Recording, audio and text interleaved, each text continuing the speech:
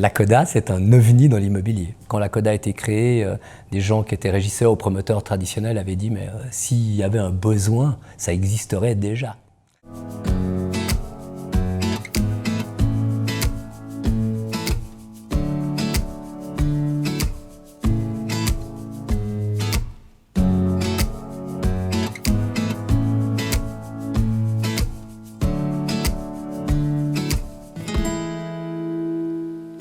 On a une coopérative d'habitation qui fait de la construction d'un côté, qui est un promoteur immobilier, et de l'autre qui fait de la gestion locative. Je suis membre de l'équipe de direction de la Coda.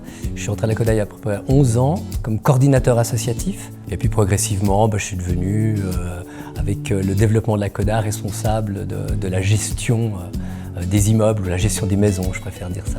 Construire des immeubles, il y a plein de gens qui le savent le faire très bien, peut-être même mieux que nous d'ailleurs, parce que la plupart, là par exemple, je prends les membres de la direction, il n'y a personne qui est issu de l'immobilier, quoi. C'est quand même assez symptomatique d'ailleurs. Et je pense que notre particularité, c'est d'associer dès le départ d'un projet, mais très très vite, les habitants à tout le processus de construction de l'immeuble et ensuite de sa gestion. L'association d'habitants et les habitants sont des partenaires à part entière du développement du projet. Je pense que c'est ça qui nous distingue foncièrement d'une régie ou d'un promoteur traditionnel, quoi. La Coda est une entreprise sans but lucratif. Pour les promoteurs, on est des gâches métiers, ils ne comprennent pas. Ça, ils font ce métier sans vouloir gagner de l'argent. Donc il y a une longue période qui était de bénévolat, puis ensuite de bénévoler, une période de bénévoler. Et puis je dirais depuis 2010, depuis 2013, des conditions de travail qui sont décentes pour l'immobilier associatif. On est aujourd'hui 24 employés à la Coda, plus 5 collaborateurs externes. Donc les gens, oui, sont rémunérés pour faire des baux, sont rémunérés pour faire de la gestion technique. Donc en fait, on est plutôt dans un mouvement de développer la Coda, de dire on a un modèle économique différent, sans but lucratif, qui fonctionne, qui marche, qui est pérenne dans le temps. Avec des gens, on est capable de construire des immeubles, de les habiter, de les gérer, etc. Et je pense qu'on ne le fait pas plus mal qu'une régie. Arrivé, on m'a mis devant un bureau, j'avais pas un ordi, on m'a dit écoute voilà, il n'y a rien, donc vas-y quoi. Pour faire de la coordination associative, vas-y, invente ton poste, quoi. Alors moi au départ, je suis comédien, metteur en scène, et puis je fais ça pendant plus de 20 ans.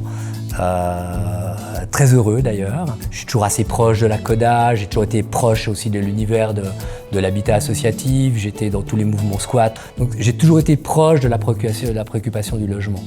Donc à un moment donné, à un peu plus de 40 ans, je trouvais que c'était intéressant peut-être d'avoir un nouveau challenge d'une certaine manière, de repartir, de réapprendre quelque part, sur les bases aussi de l'associatif, parce que je suis venu comme coordinateur associatif, je pense que c'était quelque chose que je savais faire. C'est ça l'objectif principal, c'est mettre les gens ensemble, qui se connaissent et qui puissent par affinité créer des liens, quoi.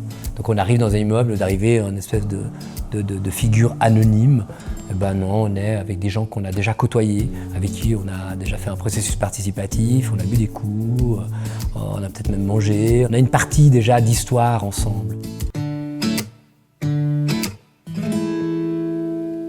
Dès le départ, les notions d'écologie étaient hyper importantes.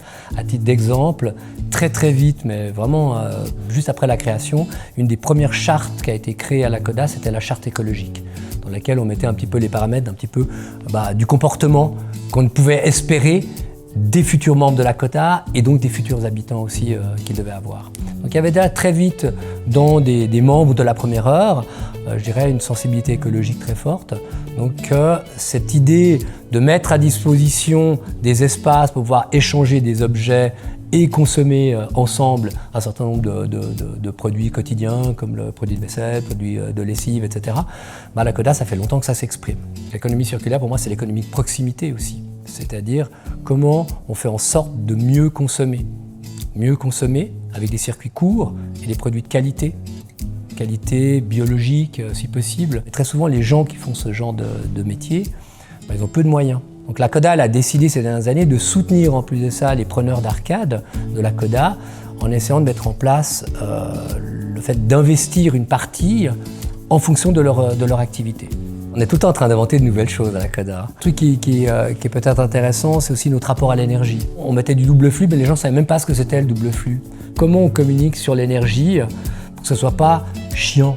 Donc on a fait des soirées par exemple didactiques, qu'on appelle soirées didactiques, c'est on va à la rencontre des gens et puis on leur explique comment marche leur immeuble au niveau énergétique. Ils comprennent bien ce que c'est, puis ils peuvent poser plein de questions, etc.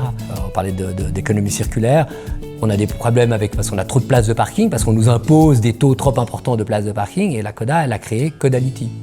On a essayé de travailler avec Mobility, ça n'a pas vraiment marché, donc on a créé Codality. Voilà. Et c'est un peu paradoxal parce que d'un côté, ça nous fait moins de place à louer d'une certaine manière, mais en même temps, on croit fondamentalement à cette valeur de mutualisation des voitures. On croit qu'on doit minimiser notre empreinte écologique, puis qu'à partir de là, ça ne fait pas de discussion. On a fait un travail sur nos valeurs fondamentales à la Coda et une des premières valeurs qui est apparue, c'était changer le monde.